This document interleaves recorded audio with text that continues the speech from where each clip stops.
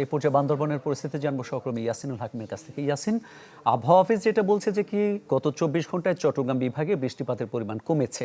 আপনি যেখানে আছেন সেখানে আবহাওয়া কিছুটা মেঘলা থাকলেও বৃষ্টিপাত নেই, পানি নামছে কি হারে, এটা কতটা আশাবাদী করছে স্থানীয়দের? মামুন, গত যে 6 দিনের টানা বর্ষণ এটিকে বলা যায় এখন বৃষ্টির পরিমাণ কিছুটা কমেছে, আবার কখনো থেমে থেমে ভারী বৃষ্টিপাত হচ্ছে। আমি এখন যেই জায়গায় দাঁড়িয়ে আছি, সাঙ্গু নদীর যে উজান থেকে দিয়ে আসা পানির কারণে কিন্তু সাঙ্গু নদীর পানি এখনো বিপদ সীমার 2 সেন্টিমিটার উপর দিকে প্রবাহিত হচ্ছে। অন্যদিকে বান্দরবানের লামা আলীকদমের যে মাতামুহুরী নদী, সেই মাতামুহুরী নদীর পানিও কিন্তু বিপদ সীমার উপর দিয়ে প্রবাহিত হচ্ছে বলে কিন্তু নির্মাঞ্চলগুলো প্লাবিত হয়েছে। বিশেষ করে পাহাড়ের ঢালু যে রুমা থানচির উপরে পর্যাপ্ত পরিমাণে অতিরিক্ত বৃষ্টি এবং সেই বৃষ্টির কারণে কিন্তু এই পাহাড়ি ঢল নেমে আসে, নির্মাঞ্চলগুলো প্লাবিত হয়েছে। এই নির্মাঞ্চলের পাশাপাশি বান্দরবানের রংছড়ির সাথে সড়ক যোগাযোগ বিচ্ছিন্ন রয়েছে, লামা আলীকদমের সাথে সড়ক যোগাযোগ বিচ্ছিন্ন রয়েছে এবং বান্দরবান থেকে যে চট্টগ্রাম কক্সবাজার যে সড়কটি বান্দরবানের সাথে কানেক্টিং, সেই সড়কের বিভিন্ন জায়গায় নির্মাঞ্চলগুলো প্লাবিত হওয়ার কারণে বান্দরবানের সাথে বলা যায় সারা দেশের সাথে সড়ক যোগাযোগ ব্যাহত হচ্ছে।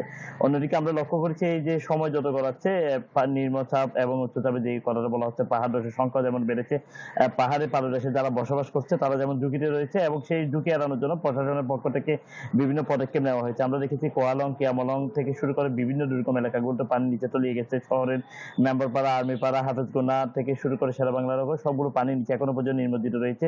পানি কিছুটা বৃষ্টি না হওয়ার কারণে আসলে যেটা আশা করা যাচ্ছে, কিছু কিছু পানি কমতে শুরু করেছে, তবে উজানের পানি থাকার কারণে বৃষ্টি না থাকলেও এই এলাকাগুলো নির্মাণগুলো এখনো প্লাবিত রয়েছে।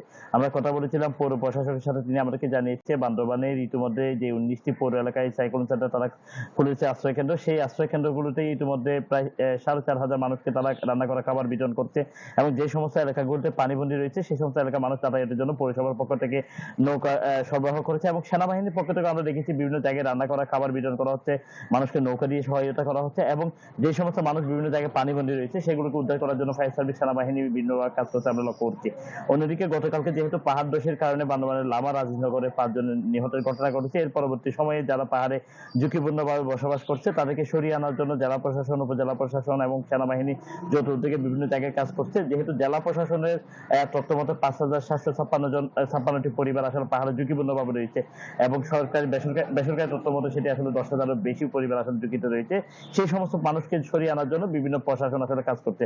তবে এই যে বৃষ্টির যে পরিমাণ এখনো কিছুক্ষণ থেমে থেমে কিছুক্ষণ আবার ভারী বর্ষণ, এটির কারণে কিন্তু বৃষ্টির পরিমাণ যদি কমে তাহলে পাহাড়ের এই ঝুঁকি যেমন কমবে এবং বন্যায় নির্মাঞ্চল যেগুলো প্লাবিত হয়েছে সেগুলো পানি কমতে থাকলে মানুষের দুর্ভোগ কিছুটা লাঘব হবে। তবে বৃষ্টির পানি কমে গেলেও কিন্তু মানুষের দুর্ভোগের কিছুটা ভাড়া, যখন এই যে ময়লা আবর্জনা বিভিন্ন জায়গাগুলো দূষিত হয়েছে সেগুলো পরিষ্কারের জন্য প্রশাসনেরও ব্যাপক প্রস্তুতি রয়েছে বলে আমাদেরকে জানিয়েছে মামুন।